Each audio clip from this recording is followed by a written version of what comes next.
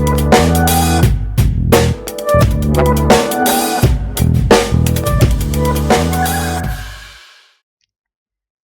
welcome sa isa na namang episode ng Liknayan Podcast. So, ngayong linggo meron tayong guest at very interesting yung topic na to kasi first time ko lang first time ko din siyang marinig at hindi ako aware din na may ganito palang field. So, yung field niya ay galactic archaeology, which is very interesting. At yung guest natin ngayon ay si Dre Carillo. So, hello Dre. Hello, kamusta? Siguro para masimulan na natin agad yung episode.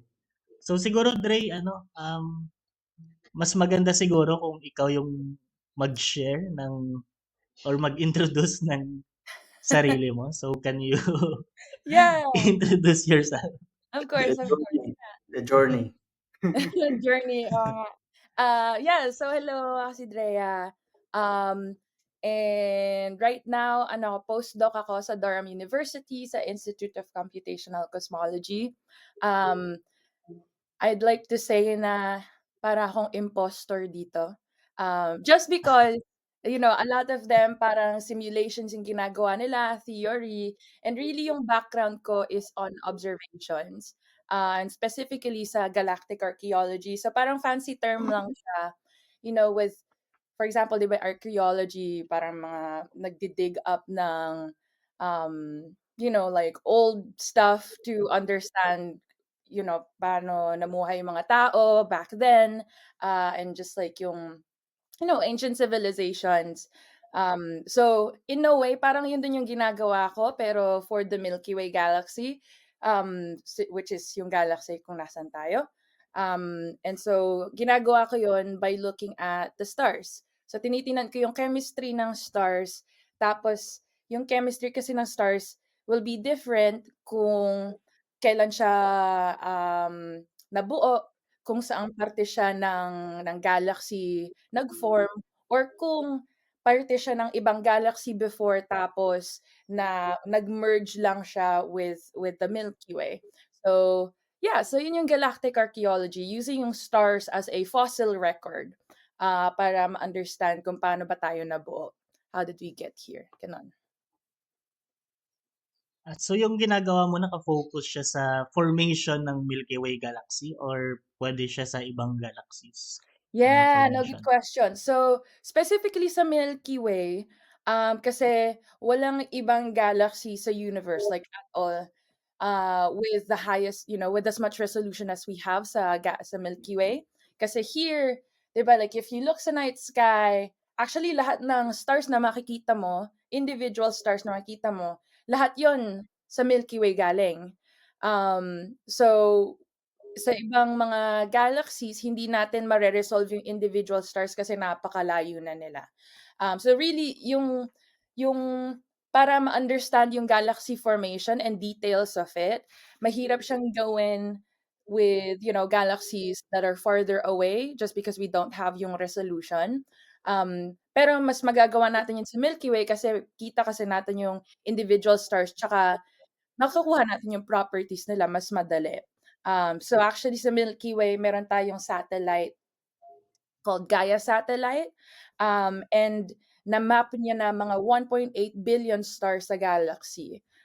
Which is a lot of stars. Like 1% yun ng stars natin sa buong Milky Way. And so, in terms of understanding galaxy formation in detail, ito talaga yung prime astrophysical laboratory natin. We can also study, galaxy formation from other galaxies din, pero ibang aspect na yon, more on a statistical sample, or like, Milky Way is just Mm. one galaxy. Pero maraming klaseng galaxies, merong mas, like more massive or different yung shape nila, hindi siya spiral, pwedeng elliptical, pwede silang nasa cluster of galaxies, pwede silang isolated. So, parang tandem nating pinapag-aralan 'yun para malalaman natin yung details within the Milky Way, pero in terms of diversity of galaxies, siyempre study other galaxies din. na pag sinabing galactic archaeology, study siya ng formation ng galaxies. Yes, yeah. Tama So, tama ba 'yun? tama yun, yeah. So, specifically, galactic Okay. archaeology, study of formation of galaxies, specifically using parang individual stars. Kasi yung stars, they're the fossils dahil sa chemistry nila. Pero you can study Mhm. galaxy formation din with other things. Pero when you talk of galactic archaeology, parang galaxy formation with individual stars and like their motion, yung chemistry nila, tsaka yung ages nila. May tanong ako tungkol Ye sa journey mo naman. Mhm. Did you plan to take galactic archaeology or by chance Yeah. lang dito sa field na 'to? Or Oo. interested sa astronomy dati? Yeah, okay. So, parang paikot nga, eh. So, unang-una nung nag-take ako ng intro like astronomy, astrophysics class, parang na-excite ako masyado sa dark matter. Like yun talaga yung pinakauna kong nagustuhan. Kasi Interesting. parang, gosh, Hmm, di mo siya makita. Sorry, hindi mo siya makita, napaka-massive niya and masyado niyang naaapektuhan, yung like velocities ng stars, all of that. And so, I thought it was talagang sobrang cool and interesting na parang, okay, by the fact na dark matter and hindi natin siya alam, parang obvious na this is a very active area ng research. Um, yeah. so, yeah, yun yung una kong nagustuhan actually. Pero na-realize ko na parang mas gusto ko mag-study ng something na nakikita ko. So dun ako napunta sa galaxies in general. Kasi galaxies live in like a dark matter halo. Um, and so yun yung parang luminous, yun yung matter na makikita natin in order to study dark matter. And actually the first time, yung first na research paper ko is on dwarf galaxies. Kasi yun yung smaller galaxies na like yun yung scales, yun yung masses na it's pushing yung boundary and knowing what dark matter is, if it's cold dark matter, warm dark matter, self-interacting, etc. If you're finding the lowest and lowest and lowest mass galaxies, um, so yun yung parang if you go study dwarf galaxies, parang super discerning niya for dark matter studies. And then yeah, so yun yung first paper ko. Tapos nung nagpunta ako sa grad school, medyo nag-switch ako ng slide.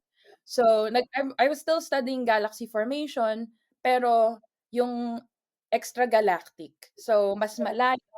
So, yung hindi ko makukuha yung individual stars, Mhm. pero parang, meron makikita mo pa rin na different yung light, 'di ba? So, kunyari if you're looking at a galaxy that's far away tapos spiral galaxy siya for example, mas makikita mo na bluer dun sa spiral arms tapos may dust. So, parang in a way, visually makikita mo different na siya. Tapos 'pag kinuha mo yung spectra niya, 'di ba, yung rainbow tapos may mga parts na dark, may parts na merong super bright, then makikita mo kung ano nangyayari sa stellar population dun, sa gas, etcetera. So, yun yung una kong research. Pero in doing that work, na-realize ko na ang dami nating binabase sa Milky Way. So, yung mga templates natin ng stellar populations na fini-fit natin sa extragalactic sources, they're based sa what we know of our galaxy. Yung distribution of stars when they're born, kung ilan yung malalaki, ilan yung maliliit, base rin yun sa alam natin sa Milky Way. So, naisip ko lang parang, alam ba natin talaga yung sarili nating galaxy? So, that's kind of how ako bumalik punta sa galactic archaeology and studying the Milky Way itself kasi we're basing so many things, nag-e-extrapolate tayo madalas from our galaxy to other galaxies pero ang dami pa nating hindi alam sa Milky Way itself. Hmm. So, yun yung roundabout journey ko papunta sa galactic archaeology. Ang interesting nga is sa dark matter ka nagsimula. Oo. Tapos yung usapan ng dark matter mawawala talaga sa galaxies, 'di ba? Kasi may Yeah. halo na matter yung mga galaxies. Tapos Mhm. lahat kung otherwise talagang maglilipadan yung mga components niya. Totoo, totoo. Hmm. Bago lang ba yung ano, yung field ng galactic archaeology or matagal na Ah. rin naman 'to? So, parang branding lang 'to. Matagal na, matagal nang merong Milky Way studies. Pero yung branding na galactic archaeology, maybe in the past 2 decades.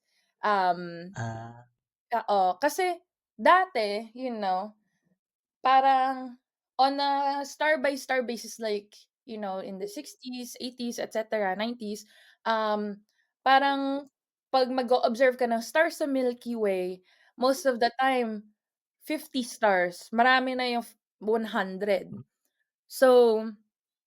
So makaka-study ka naman nun na details, pero mm, once meron na tayo yung mga large surveys, mga surveys na merong hundreds of thousands, millions, billions of stars, nun talaga parang na-revolutionize yung galactic archaeology. Kasi hindi lang yung close by, nearby stars yung ma-observe natin, nag-advance rin yung technology para maka-observe tayo ng mga stars na mas malayo, na mas less bright, like fainter.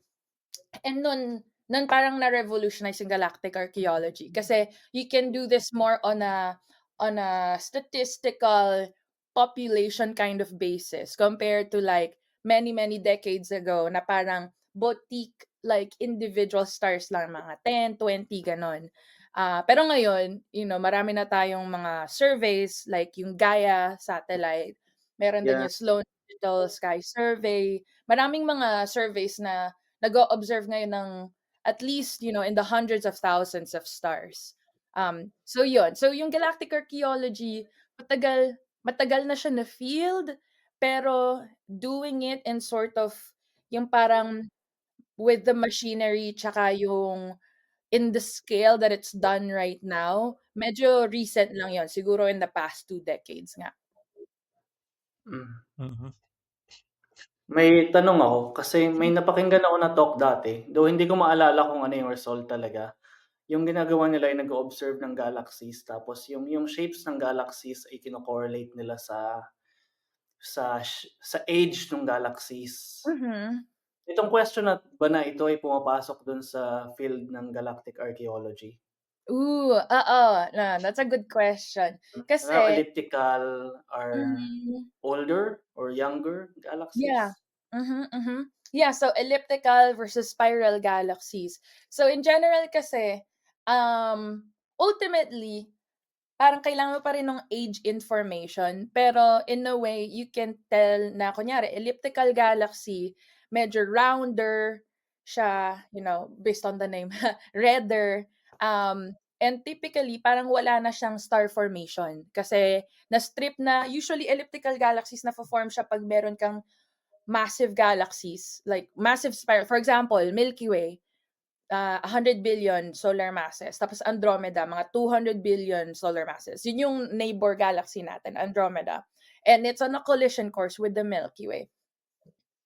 And so, pag nag-collide sila, since we call it a major merger, something na parang yung ratio ng masses is greater than 1:4. Pag major merger siya, parang there's no way for both of the galaxies na ma-retain yung motion of stars, yung pagka-circular ng velocity ng stars sa kanila. So parang mumble jumble jumble na lang 'yon. Tapos maging siya elliptical galaxy, and in the process, either masi-strip yung gas from which you form the stars, or there will be like parang starburst kasi nagko-collapse yung gas with each other, gas from the Milky Way, gas from Andromeda mag-combine and collapse. And once nag-collapse yun, then you form stars, right? So meron kang burst of star formation, pero you go through the gas much faster kasi parang napaka-explosive the event nga yun. So then, after that, parang wala ng gas to form stars. And so the galaxy will not have any more younger stellar population, and that's why called siya na old. Kasi hindi na siya magfo-form ng stars. Meanwhile, kasi wala na siyang gas, wala ng fuel. Meanwhile, pag spiral galaxies in general, meron pa rin siyang reservoir ng gas na nagsettle dun sa disk. Tapos, there's like also gas that's either maybe funneled in from like smaller galaxies, etc., from the filaments. And so, in a way, yung spiral galaxies, younger siya just because it's able to form younger stars. Pero, I think a little distinction din is both of them meron old stars. May old star sa Milky Way, may old star sa elliptical galaxies, pero yung elliptical galaxies hindi lang siya kayang mag-form ng younger stars. So that's where the distinction comes from. And yun nga yung parang sort of yung Hubble tuning fork, where it, parang nagse-separate siya into elliptical galaxies and spiral galaxies. Before, we thought na, well, not we, or older astronomers, they thought na yun yung progression ng galaxies, like it goes from elliptical to spiral.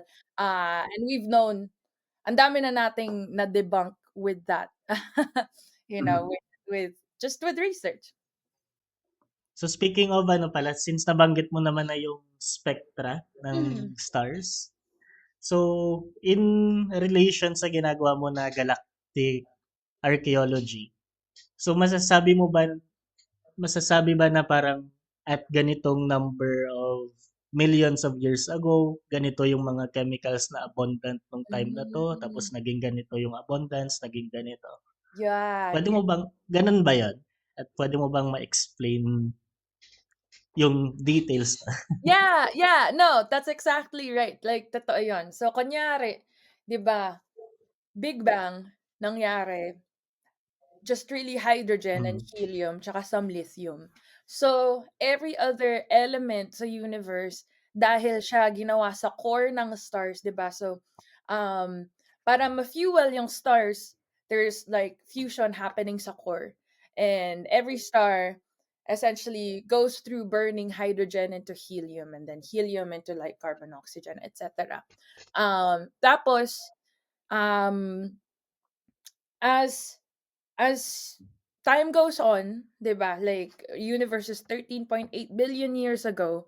So then let's say 13 billion years ago, dahil onti pa lang yung stars at saka we were starting with hydrogen, helium, wala pa masyadong metals noon.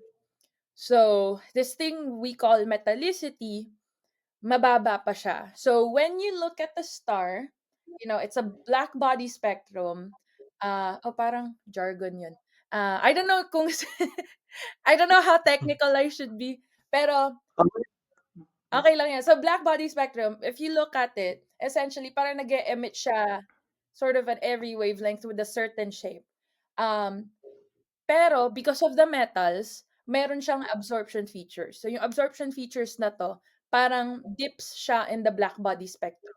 So when you spread the light into a spectra, may parts na dark. Yun yung elements na na-absorb, and we know kung saang parte siya ng spectra, kung anong wavelengths, kasi because of the certain different, like transition levels of like electrons in a certain element, which we know from the labs.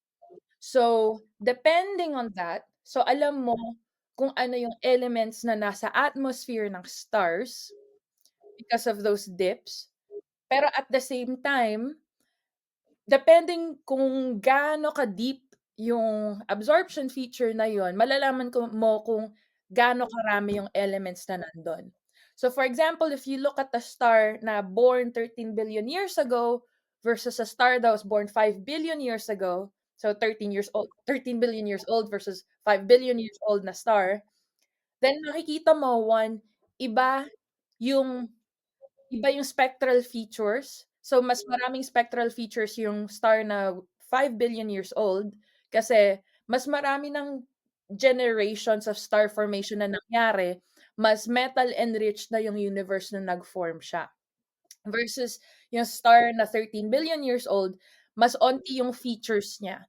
Pero this is not So within galactic archaeology, maraming other fields then, like subfields.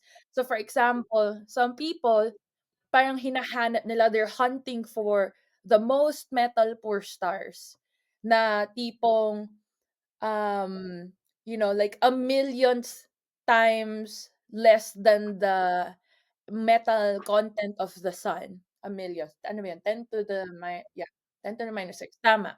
Um, so they're looking for stars na sobrang, sobrang, sobrang onti yung metal content kasi that gives you an idea of the first stars in the universe.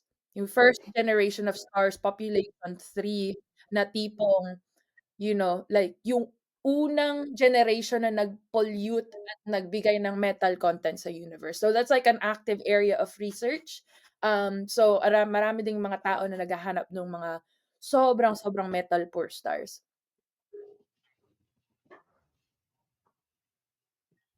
So yeah, yun. But tama yung ano mo, um yung plot, yung ano yun, yung synopsis or yung sinabi mo at the start of how you. So mas madami ba yung elements ay generally mas deeper yung absorption? Oo, exactly. So mas marami, Kaya mas marami. kaya individually malaman kung ano yung elements na ano din yung sa spectral features niya kaya malaman kung may hydrogen, oxygen, or Oo. yung total yung nakikita ba? Oo, oo. So yun yung makikita mo yung total, essentially. So kunyari, yung let's say oxygen, maraming different lines corresponding to oxygen. Hindi lang siya isa. Pero yun nga, so minsan depende rin. So there's this thing we call spectral resolution. So, kunyari, meron kang features ng elements mo na sobrang ninipis.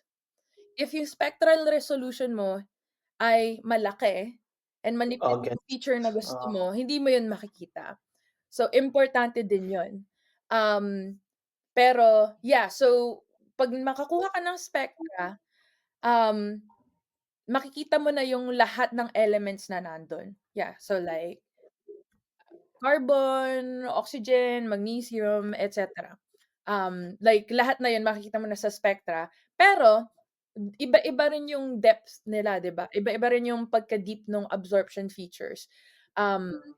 And so 'yun yung mga tipo na gusto mong i-take into account kung gaano ka-deep yung feature na gusto mo, kung anong parte ng electromagnetic spectrum, kung gaano kalaki, because then yun yung magde-determine kung saang telescope ka pupunta. May extra pa ako na tanong. Ah. Kasi dun naman sa observational side, curious ako kung ano yung nagde-determine ng resolution. Bale, larger telescopes ba niyan ay mas na-resolve nila yung spectral features, halimbawa kapag manipis?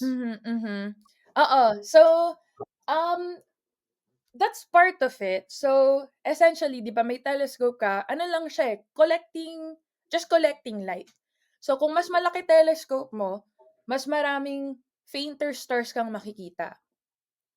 And so, that's one thing.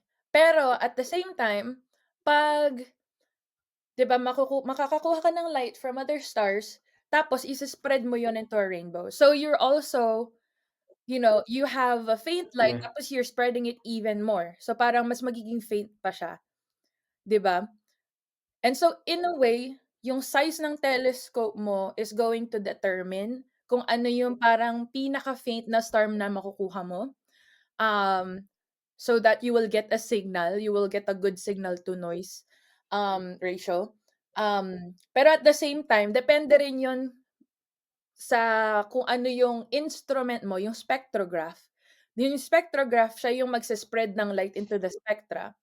And so, if yung spectrograph mo is spreading it into something that's larger bins, so then lower resolution, so you will be able to see sort of, like, yung features ay mas higher in signal to noise. For Nag-a-add up yung mga nasa loob. exactly, exactly. So maraming factors, pero I think like essentially the biggest factor is yung spectrograph mo. Yun yung magse-spread either into smaller bins or larger bins depended on yung spectral resolution. Pero the size of the telescope plays an important role. Kasi yun yung collecting light area mo. And so the larger it is, mas marami kang makakollect na light. So pwede kang mag-peer into, deeper, farther away dahil it's able to get that light.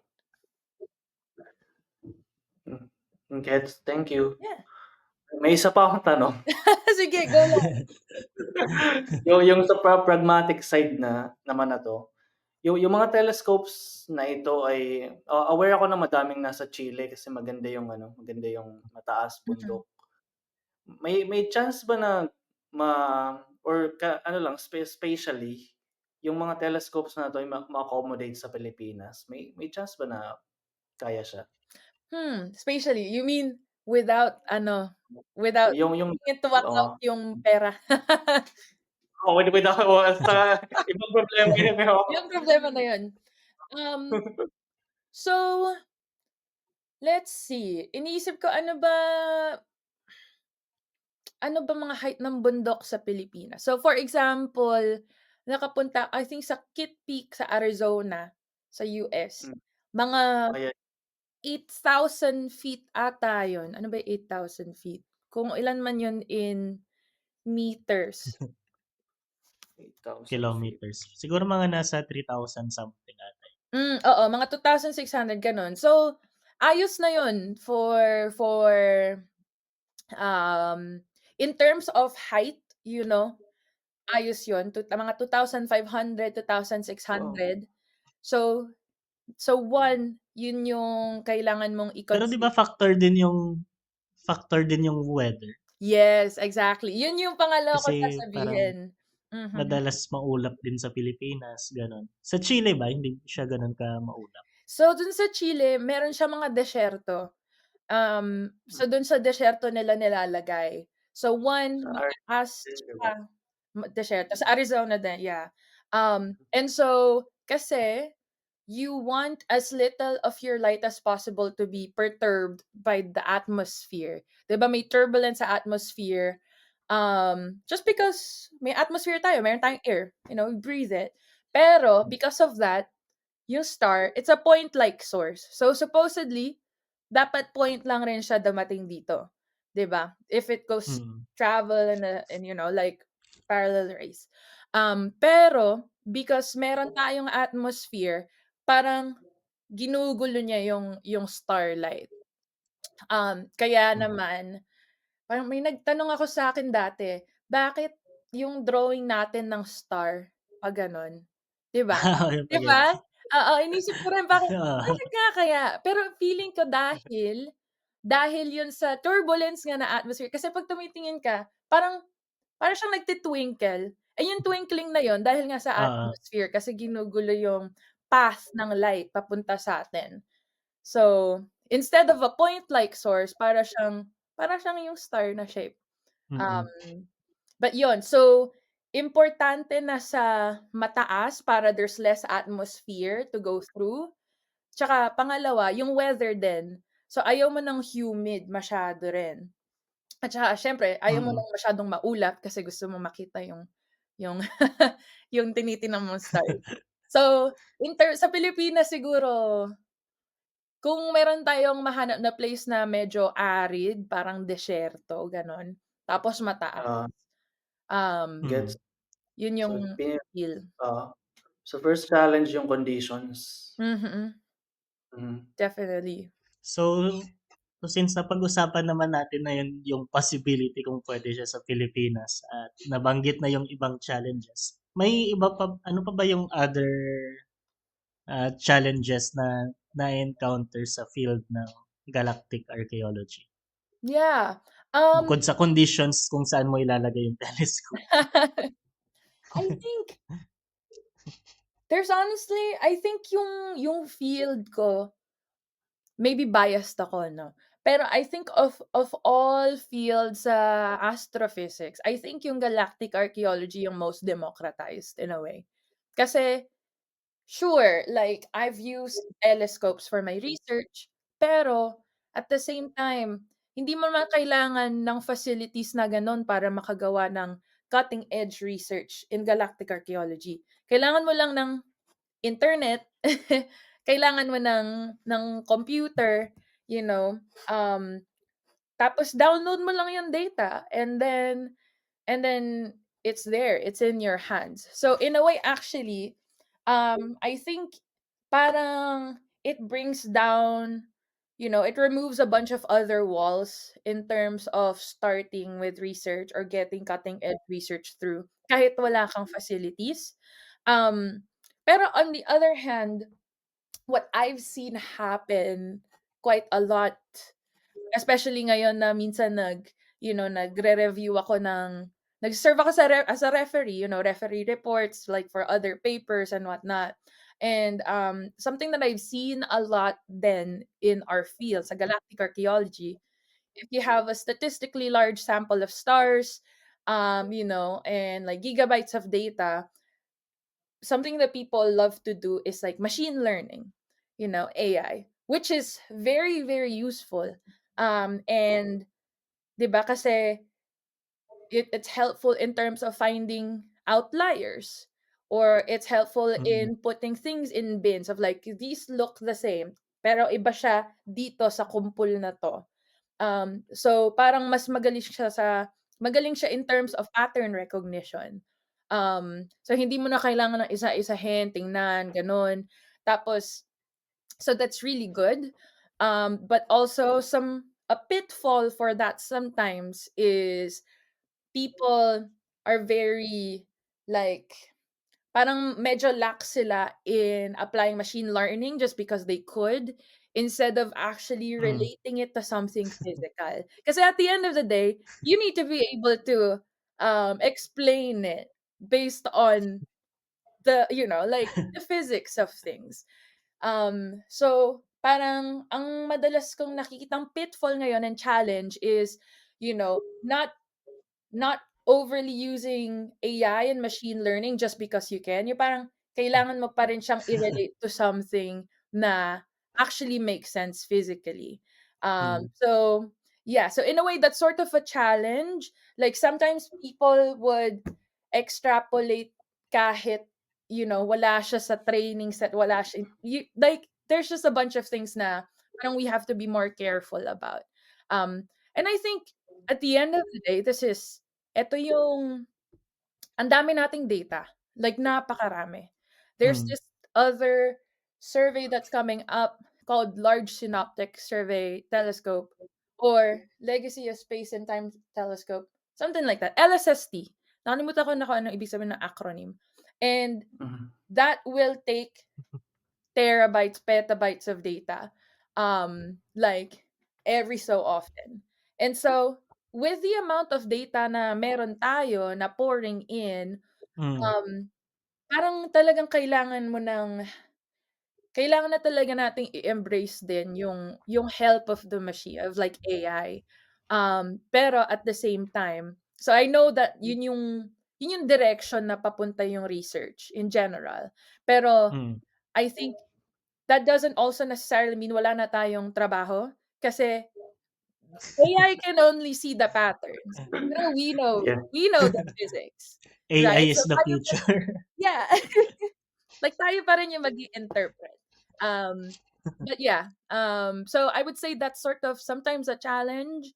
Pero I think everyone is very cognizant na parang, okay, kailangan nating hindi i-overinterpret kasi at the same time, sometimes the machine only learns what we feed it, you know? And so, we Mm. also need to know kung ano yung biases na fini-feed natin to it. Mhm. Yeah, yung priors. Exactly. Mhm.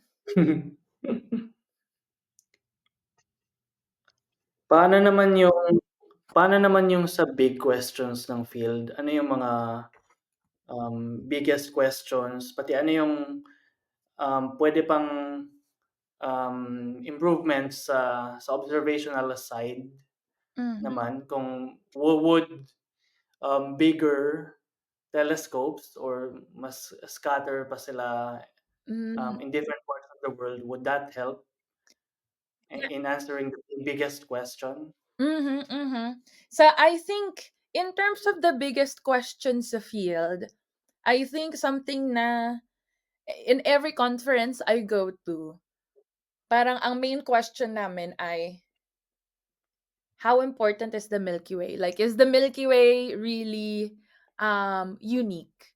Ganon. Um, so I think like yun yung I guess it's sort of philosophical in a way kasi we're pouring a lot of resources into studying yung Milky Way galaxy. Pero parang 'di ba, of course yung if you look at the curve of like effort versus like profit essentially. Parang feeling ko we're getting to sort of a plateau maybe in a way na parang I don't know how much more we're learning about specifically the Milky Way. I don't know. I'm also just blabbering. Pero this is something that we always talk about in conferences. Kasi parang, okay, special to kasi ito yung galaxy na nandito tayo. Pero, and special to kasi we can resolve phenomena that we can't observe at all Mhm. outside of the galaxy. So parang yun nga, great astrophysical laboratory siya. Pero in terms of galaxies, like, is it a common kind of galaxy? Yung assembly history niya, yung kung paano siya ginawa, is it common? How does that inform us of other galaxies? So, Mhm. and so that's like one of the big philosophical questions that we have. Like, how much more, I guess, yun, like, how much more do we need to know? So that's something that we've been workshopping a lot. On one Oo. hand, of course, knowing everything is good, you know? Um, pero I think right now, it's always in terms of how does that inform other fields. So, sinasabi ko kanina, 'di ba, dwarf galaxies, if you study dwarf galaxies, parang probe rin siya kung ano yung dark matter that we have. So for example, in the Milky Way, maraming mga tao nagsa-study ng dwarf galaxies around the Milky Way or dwarf Mhm. galaxies that it ate, that it merged with through formation, um, in order to know the kind of in order to ascertain ko ano yung nature of dark matter. So for example, meron mga streams and tails and like smaller dwarf galaxies or globular clusters that are being stripped away by the Milky Way's gravitational potential. And so they're trying to ascertain, for example, ano kaya yung mass ng galaxy na to? And is this going to distinguish the kind of dark matter that exists in the universe? So in a way, parang it still is an active. It's a very very active field still. Pero most of the big questions that we have are now more to answer other questions in the universe, like for example the nature of dark matter, or like in terms of stellar evolution or exoplanet. So marami pa rin big questions that we can actually probe with the Milky Way and galactic archaeology. um so for example, what I do then is I study the dwarf galaxies that it ate. um and so in a way I'm trying to see like what's the population of dwarf galaxies that existed, like through time, the ones that the Milky Way ate along the way and the ones that are still intact. Because then that would tell us about the evolution Mhm. of smaller mass galaxies. So I don't know. So marami pa rin big questions, I think, to answer that question. Uh, Yeah. and I think having larger telescopes, so yung are the 30-meter class telescope. So right now, most of what the telescopes that we have, they're pretty big, like if you have a 10-meter telescope, that's 10 meters in, in diameter, um, then you can do a lot of cutting edge research. Pero now, we're going into even larger telescopes na tipo mga 25 meters, 30-meter classes. So then you can just imagine na sa larger collecting area, and so that's going to, like for example, for lower metal content stars that are fainter, these ones that we believe were polluted from the first chemical enrichment in the universe, we can Mm. finally actually look at their chemistry in so much more detail if we have yung larger telescopes na 30-meter classes. So I think medyo biased ako in a way because I like chemistry.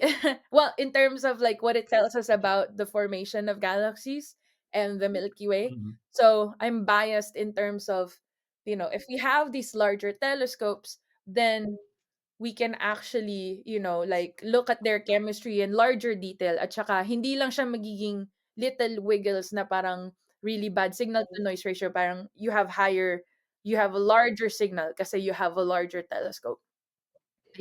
Kasi 'di ba sa particle physics, yung nandiyan yung Large Hadron Collider na sobrang mahal na ng equipment na hindi na siya Mm. kayang i-fund ng isang bansa. So, malaki yung collaboration. At some point ba, yung buong field mismo ng itong mga galactic observation, darating din sa point na magbi-build ng, let's say, isang telescope na sobrang laki din, sobrang mahal na hindi din siya kayang ma-fund ng isang bansa. Tapos Um, parang maging CERN type na rin siya na equipment. Mhm. No, actually, I mean, we essentially parang gano'n na rin ginagawa namin ngayon. So kunyari meron yung Giant Magellan Telescope, magiging siyang, parang, 1, 2, parang 7 or 8 meter telescopes, ta's pagdidikit-dikitin. So tapos ang effective diameter niya is about like 25, I think, 25 meters. Um, so parang hindi siya kayang ma-fund lang ng isang bansa or isang institution.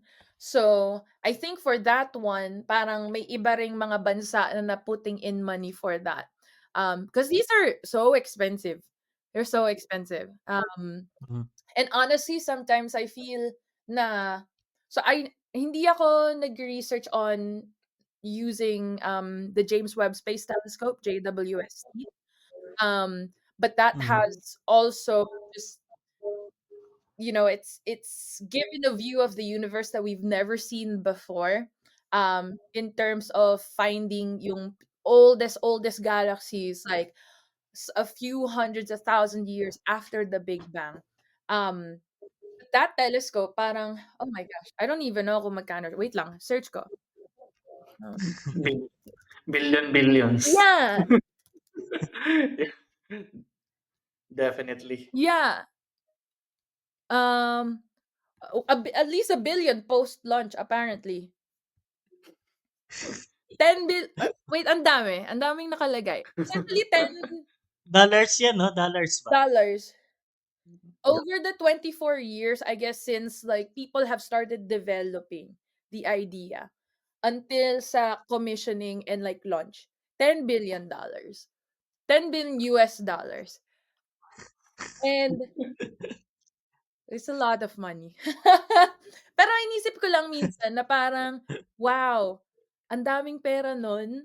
And I feel incredibly lucky to be in the field na, it's essentially sometimes a question, sorry, like I'm just kung ano na sinasabi ko. Pero iniisip ko lang minsan ang mahal-mahal. So yeah, sometimes nga parang hindi lang isang bansa, maraming countries na nagpo-pour in ng pera, 'cause of the scales of money that you're dealing with. Um, pero at the same time, parang that's why I count myself lucky as well na, I get to learn about the universe. And in a way, I know it's a very, at least in what I'm doing, it's a very privileged field in that sense. Kasi Mhm. palaging tanong sa akin Mhm. na parang, so paano yan makakatulong sa, you know, sa with humankind? And honestly, like direct impact in a sense like that other fields have, parang it's not really a Mhm. direct impact in that way. Pero at the same time, parang I think it's the most human thing to just explore, you know? Mhm. And so I think kahit masyadong mahal, if countries can put the money into it, I think we should explore the universe that we live in. And it's been a common move to, um, it's not just like one country or one institution that can fund like a huge endeavor. Parang ang dami na ngang nagko-connect na countries para to move humanity Mhm. forward in understanding, the physics of the world that we live in. May short na technical lang ako. Ano yung mass ng dwarf galaxies? Ah, um, so it depends. In terms of stellar mass, there's a large scatter. But in terms of halo mass, in terms of like dark matter, um, 10 to the 8, 10 to the 11 solar masses. I Ah, think when you get to the 10 to the 7, 10 to the 6, like dark matter mass, parang yun na, can we even find those dwarf galaxies? Because then, if not, then that tells us what dark matter is. If we could, then that also leads us to like what dark matter is. So that's why in terms of dwarf galaxies, we're looking for like smaller and smaller and smaller ones. I see. Yung curiosity ko lang kasi yung main source ng signal ng gravitational waves ngayon at nanohertz is speculated from supermassive black hole binaries. Ah, mhm. So, always thought of ito na, coming from the two merging galaxies dun sa early universe tapos, iniisip ko lang kung dwarf itong mga 'to. Yeah. So, hindi ko na put together yung dalawang things before, dwarf galaxies then supermassive black holes kasi nasa same mass range yung mass ng supermassive black holes na nagpo-produce ng nanohertz gravitational waves. Oh, okay. So, off topic siya ng konti. No, no, no, no. I So, mean, kaya at the end of the day, kaya ko right? tinanong yung mass niya. I see. No, pero it's off topic pero related pa rin kasi it's about hierarchical Hmm, formation of galaxies, you know? Um, yeah, exactly, at yeah. the end of the day, it's just, in a way, it's just gravity. Like, kung ano man yung denser areas that will become dense, Hmm, whatever is the more massive thing is going to accrete smaller things. Um, and so, in a way, yung dwarf, like merging dwarf galaxy or merging supermassive black holes probably means yeah, like merging galaxies. Um, exactly. Yan, yan nga. mhm. Mm. Mhm. Thank you. Yeah. Yan. Ano yung mabibigay mong advice, for example, sa ating casual audience or mga aspiring researchers na gustong mag-delve sa field ng galactic archaeology? Mhm. Yeah. Ooh. So, I think yung main advice ko is, um, especially if, casual audience, and you want to actually delve more into the research aspect of things. One, I think there's a lot of resources online, mga tutorials or like mga intro to astronomy kind of classes. Um, because yeah, I think that would be like really interesting to do. You have the whole internet in front of you. Um, and as much as sometimes, it's very distracting, with social media, etc. I think you can always curate what you see, so that it's not just a passive kind of scrolling, passive kind of searches. Mhm. You can actually be parang more deliberate in terms of learning. And Mhm. so for example, like sa Instagram, if you want to learn more about space, go follow NASA or like follow like space related like profiles like that do like science communication. So that's one. But at the same time, I think also in terms of research, marami ring tutorials online. Um, and there's a lot Mm. of resources to get started on data. I think also yung astronomy in general has less of parang ramp up in order to do research. Like of course you need to know the basics and like the foundations of it, and like what's you know Mhm. what type of star does what, or like how do galaxies form. But I think that can be covered already in some sort of like intro class.